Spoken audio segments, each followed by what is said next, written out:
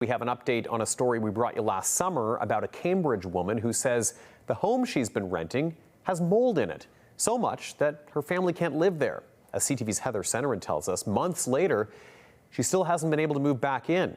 And while the city's stepped in to try to help, the problems persist. It's been almost a year since Lindsay McCarthy signed the lease for this Cambridge home for herself and her 3 daughters, but she hasn't been able to live in it. After an environmental assessment confirmed, there's mold throughout the home. Nobody ever expects that they're going to move into a home and have to not even get to live in it and,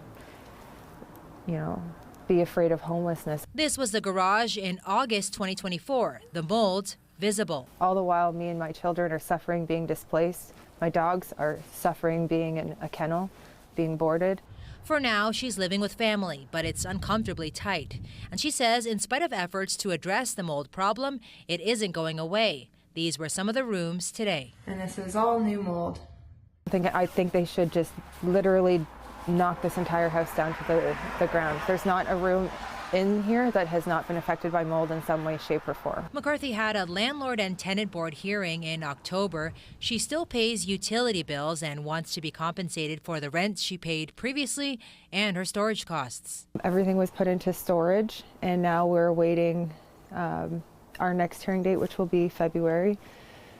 I'm hoping that we're able to recover all of the rent that I've paid, all of these moving costs as well. The landlord had been using a property management team, Royal York Property Management, last year, but that company says they're no longer representing him. I desperately want this to be over. I'd like to move on. I want to be able to move into a clean home, a home where I can finally have some peace. The landlord told CTV News today he will not comment until after the next hearing. As for the work to address the mold, McCarthy says a company called PuroClean has been hired by the city of Cambridge. City staff saying in a statement, in part, in cases where a property owner fails to undertake the required work by the deadline set in an order, the city will hire a contractor to do the necessary work to bring the property into compliance. In this case, the city is currently in the process of ensuring that order is compiled.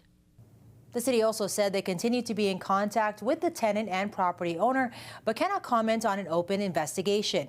The next landlord and tenant board hearing is set for February 21st. Heather Senoran, CTV News, Cambridge.